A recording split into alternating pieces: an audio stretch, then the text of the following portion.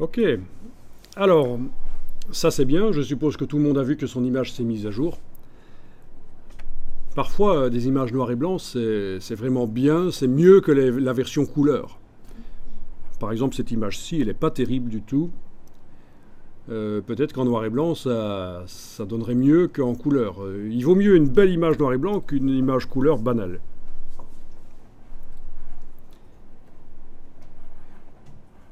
Vous retournez dans Photoshop,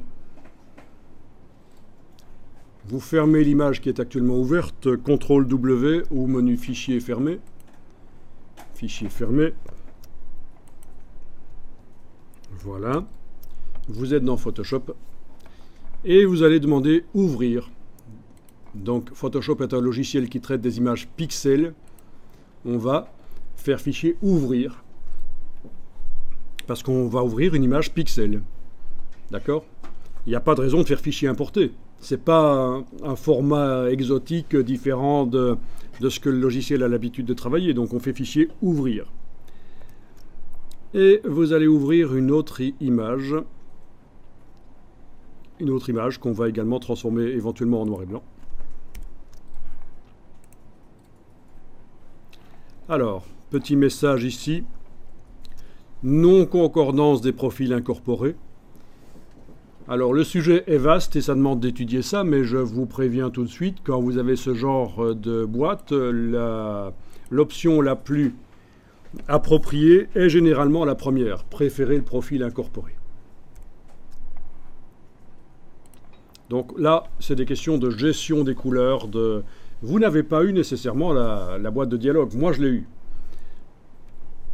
Et donc, quand vous avez cette boîte de dialogue à l'ouverture d'une image, cette boîte de dialogue qui s'appelle non-concordance des profils incorporés, non-concordance des profils, vous choisissez la première option, préférer le profil incorporé. Voilà, touche F. Je vais à nouveau la modifier, image réglage noir et blanc. Je modifie les curseurs s'il faut.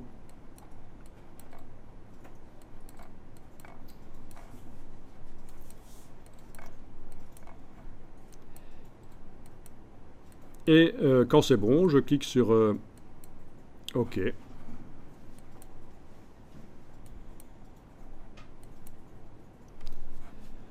Allez, bon. OK. Les pixels couleurs ont été transformés en noir et blanc.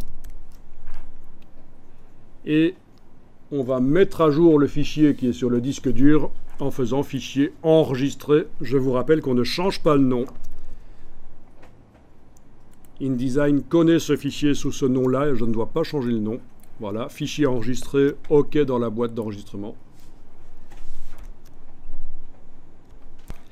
On peut fermer l'image dans Photoshop avec CTRL W et vous retournez dans InDesign. Et dans ce cas-là, l'image modifiée ne se met pas à jour toute seule parce qu'en fait, on a ouvert l'image au départ de Photoshop alors que la précédente, on l'avait en quelque sorte ouverte au départ de InDesign. Il y a un petit point d'exclamation qui indique que InDesign a quand même repéré que cette image a été modifiée sur le disque dur. Dans la palette Liens, vous avez aussi ce petit point d'exclamation. Vous pouvez activer l'image dans la palette Liens ou en cliquant avec la flèche noire sur elle, c'est la même chose. Et vous allez demander de faire la mise à jour avec la petite icône ici de mise à jour de lien.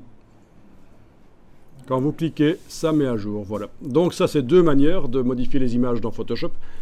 Suivant qu'on l'a ouverte au départ de InDesign ou au départ de Photoshop, InDesign va réagir différemment. Mise à jour toute seule ou mise à jour qui doit être manuelle.